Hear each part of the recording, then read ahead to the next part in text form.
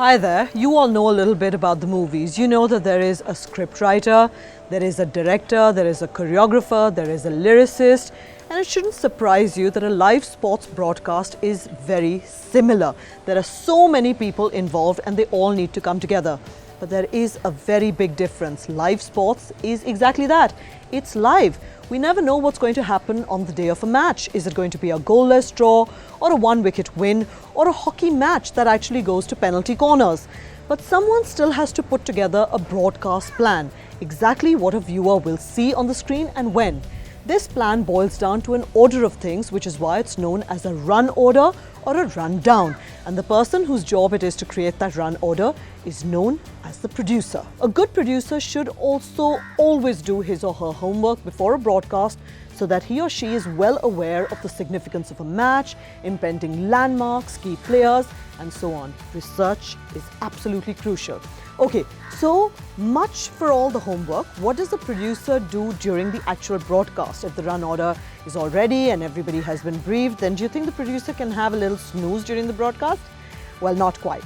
Actually, during a broadcast, a producer has to be on alert at all times, making sure that the run order is being adhered to, interacting with the presenter while the broadcast is on, planning ahead for later portions of the match. And like I said, they have to be alert to all circumstances. Okay, so during the live, while the director is busy, cutting to the cameras, coordinating with the EVS and graphics, the producer's role is very important as well, because he's the guy who drives the content. There could be some incident which director might have missed. It's producer's role to pick that moment, coordinate with EVS, coordinate with the replay guys, coordinate with the graphics, and he can put those graphics or those replays obviously coordinating with the director, and he can tell the commentators to talk about that. Remember that viral video during the IPL of Virat Kohli asking his pregnant wife Anushka if she had eaten? All these things have to be planned for, talked about, discussed with the commentators. You don't always stick to the rundown, but you have to stick to your planned durations so the broadcast doesn't overrun the pre-decided timings. So I remember many years ago when we were doing a show on Sachin, and one of his favorite musicians was this guy called Mark Knopfler from Dire Straits. We were able to get Mark Knopfler on the phone, and I clearly remember that Sachin was blushing so much that we had an orange background and Sachin's face in the orange was blending into that background. That, I think, was a very pleasing moment. Sachin came to us after the show and thanked us for getting Mark Knopfler on the show.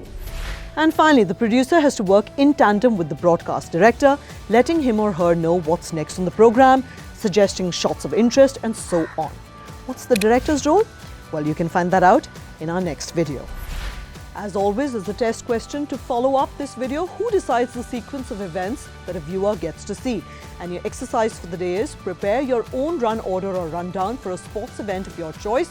Don't worry about the technical terms, just focus on the logic and the art behind your rundown.